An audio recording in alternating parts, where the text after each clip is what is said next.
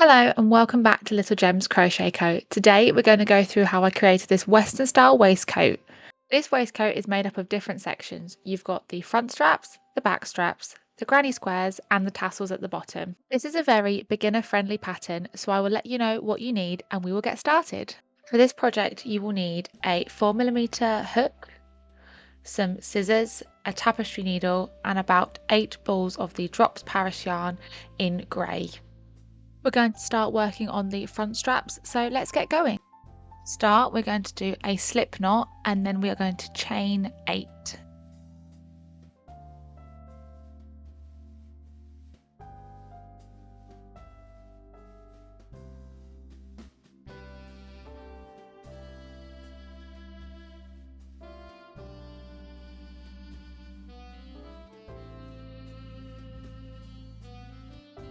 Then yarn over and insert your hook into the second chain from the hook and do a half double crochet. Then continue to do half double crochets along your chain and I will meet you at the end of the row. Once you get to the end of the row, chain 2 and turn your work. Now we're just going to repeat the last row by doing a half double crochet across the entire row. And once we get to the end, we will chain 2 and turn our work. Repeat these steps until you have 15 rows and I will meet you at the end of the 15th row. Now you've got your 15 rows, we're going to start increasing the number of stitches per row to start getting the shape you can see at the front of the waistcoat. We're going to start the 16th row as normal by chaining 2 and turning our work. But this time in that first stitch, we're going to do 2 half double crochets. So that's the first one done, and again, the second one going in that exact same space. At this point, I decided to grab a stitch marker because what we're doing on one side is going to slightly differ from the other. So just having a little indication of which is your starting side is really helpful. So I would recommend you do the same. Now continue down the row with half double crochets and I will meet you in the last stitch of this row. Now in this final stitch, just like at the beginning of this row, we're going to do 2 half double crochets into the same stitch. Then just like before, we're going to chain 2 and turn our work. For row 17, we're going to start off with a single half double crochet in that first stitch and we'll be doing a single half double crochet across the row until we reach that last stitch. So carry on and I will meet you at the end of the row. Now in the final stitch of this row, again we're going to be doing 2 half double crochets into the same stitch.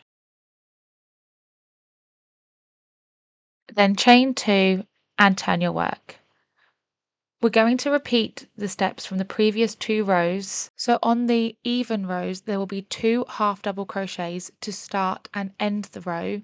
However, on the odd numbers, there will only be 2 half double crochets at the end of every row. If you lose count of the rows, that's why we have the stitch marker. If you're starting on the side where the stitch marker is, you are on an even row.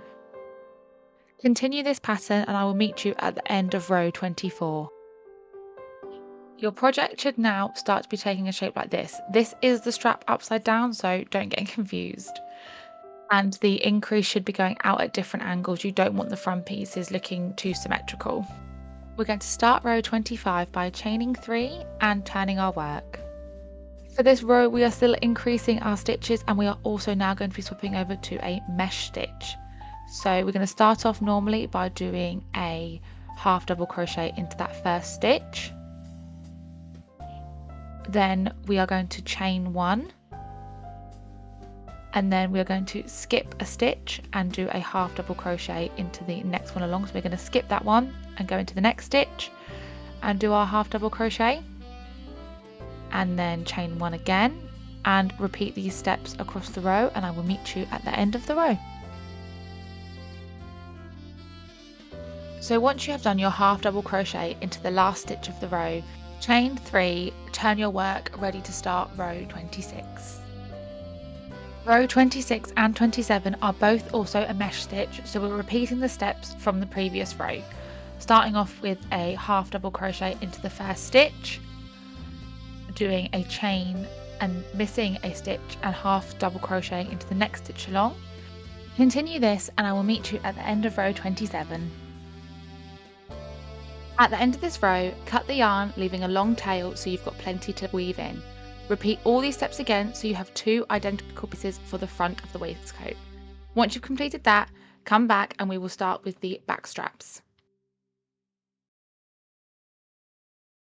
We're going to start the back straps exactly the same way as we did the front ones. So what we're going to do is chain 8, turn our work, go into the second chain from the hook and half double crochet along the row, chain 2, turn our work and half double crochet along the row.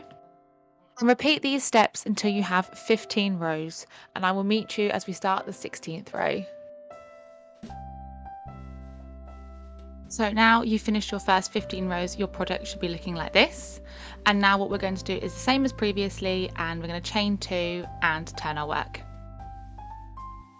Now we're going to start exactly as we did before with a half double crochet into that first stitch, and then once we've done that half double crochet we are going to do another half double crochet into that same stitch, because like with the front straps we're going to start expanding them out now. Once you've done that second half double crochet, what we're going to do is do a single half double crochet along the rest of the row until we reach the last stitch of the row, where we're also going to do 2 half double crochets in the same stitch. And this is the first half double crochet in that end stitch. And now we're just going to do one more in that same stitch.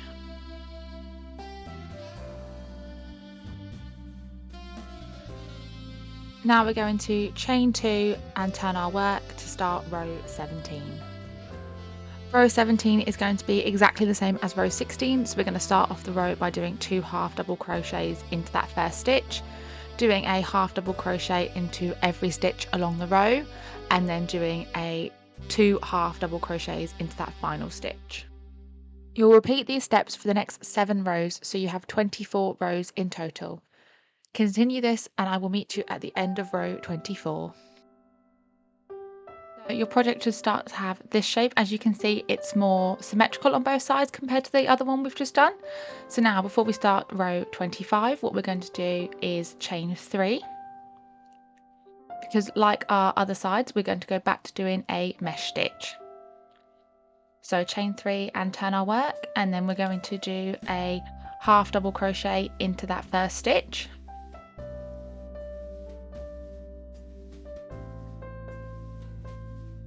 And then we're going to chain 1 and we're going to skip a stitch and do a half double crochet into the next stitch, and we're going to continue this along the row, and I will meet you at the end of the row. Once we get to the end of row 25, even though we've done our mesh stitch into that final stitch, we're still going to chain 1 and do another half double crochet into that same end stitch, because we still want our work to increase the stitches each row. Now we're going to chain 3 and turn our work. Ready to start row 26. Now this is a repeat of the last row, and so is row 27. So continue doing that and I will meet you at the end of row 27.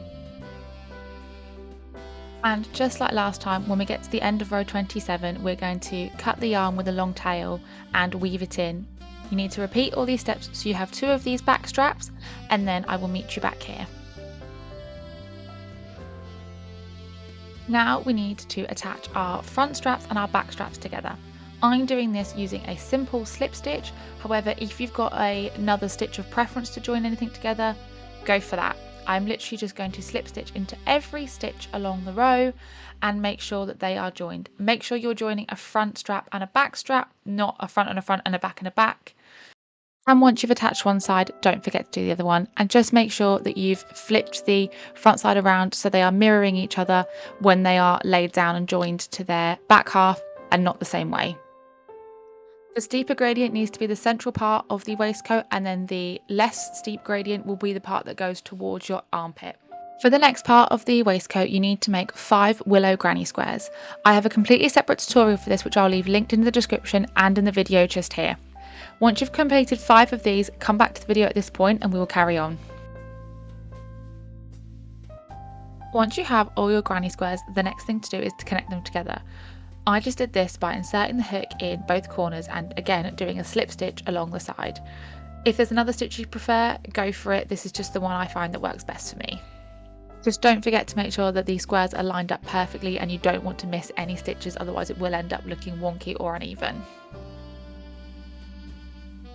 And once you've done connecting them, just make sure you cut a long enough tail to weave in and then continue adding to the row.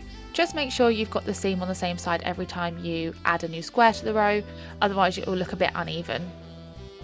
Once you've connected all your granny squares together, what we're going to do is do a row along the top to give them a more seamless look. So start by inserting your hook into the corner, thread your yarn, pull through and chain 1. Then what we're going to do is just a single crochet along the entire row, but don't forget to crochet over that tail at the beginning to save you from weaving it in later. Once you've completed this top row, repeat all the steps again on the bottom and I will meet you at the end of the bottom row. Now you've completed your 2 rows of single crochet, one at the top of your granny squares and one at the bottom, we're going to do 2 rows of mesh stitch, but only on one side, and this will be the bottom part of our granny squares. So we're going to start off by chaining 3, and then we're going to skip that first stitch and do a double crochet into the next stitch along.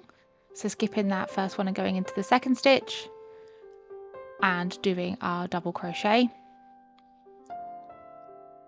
Then we're going to chain 1 and again skip 1 stitch and double crochet into the next stitch and continue this pattern all the way along, and I will meet you at the end of the row.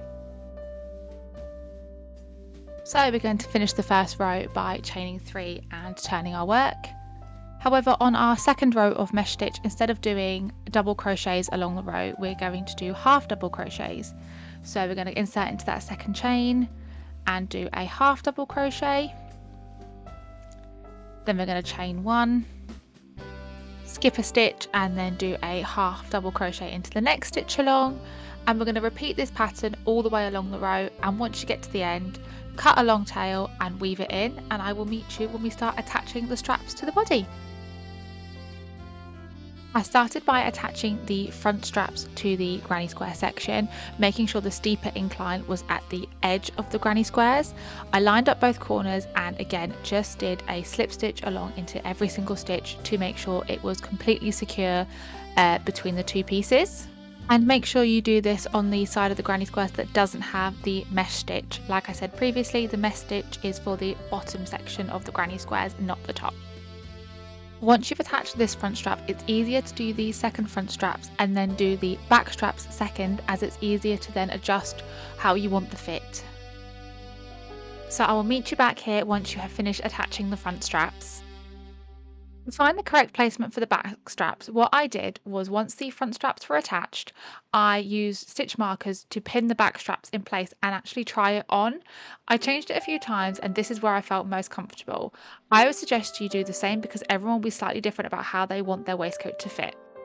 Once you have found the position you like for the back sections, what we're going to do is insert our hook, and just like we did with the front sections, we're going to slip stitch along the row so they are tightly secured together. Do the same for both of the back sections and I will meet you back here once you have slip stitched both of them to the main body of the waistcoat. Now that you've attached the straps, your waistcoat should now be starting to take shape and look like this. Now along these outside edges, I crocheted some beads. If you don't want to do this step, that's absolutely fine. You may skip it. I just thought it gave the waistcoat something a little bit extra. To crochet beads onto the project, first thing you want to do is load the yarn with a lot of beads. So I did this by using a fine yarn and a needle, and I literally had to place each individual bead onto the needle so I could crochet it. This was a long process, but let me tell you now, if you take the time to put lots on there, you will be thankful later on. I just got this box of beads off Amazon and I will leave a link in the description for them. And I will meet you back once you have loaded your needle with enough beads. So to get the beads onto the project, I'm using a 2.5mm hook and I'm going to insert the hook in one of the corners where I'm going to start the beading. And I'm going to pull the yarn through as you would if you're just starting any new yarn on a project. Also, it doesn't matter if this yarn is a different color as it won't be seen. So to crochet the beads on, I will put one bead down and then just slip stitch that into place like so, and just continue to slip stitch individual beads into the place you want them. If there's some points you want to do clusters, in some places I would slip stitch two beads into one place. It's just personal preference. Also, you don't have to go all the way around the project. I personally did. You can do as much or as little as you would like. So continue this and I will meet you back when you have finished crocheting all your beading. So these are all the areas that I beaded. As you can see, it's basically all around the outside. And now once you've done that, we need to move on to the tassels for the bottom of the waistcoat. So to create my tassels, I took my yarn and measured approximately 14 inches. You can make this longer or shorter depending on how long you want your tassels. And I cut a whole load of tassels ready to attach to the waistcoat. I made approximately 100 tassels, so I will meet you back here once you have your tassels ready to attach. Now that you have your pile of tassels ready to go, let's look at how we attach them. I did this by folding the tassel in half and then placing the middle part through the mesh stitch we made at the bottom of the waistcoat. Also, after I did a few, I realized this would be much quicker with a crochet hook, so don't make my mistake and go straight in with a crochet hook to get that yarn through. And then once you have that yarn through and you've got a little loop, pull the two ends through the loop and pull it tight so your yarn is secured in place. I ended up doing two tassels per gap in the mesh stitch. I started off with just one, but it wasn't full enough for me, so I went back and did another. But do this all the way around the bottom of the waistcoat and as many tassels as you want per gap, and I will meet you at the end. So one final touch I did for my waistcoat was I brushed out the tassels to give them a more fluffy and fuller look. I literally just used a plastic comb for this. I saw a few different things online about using metal pet brushes, but it just ripped the yarn too much for me. Yes, this is a long process, but trust me, it's worth it.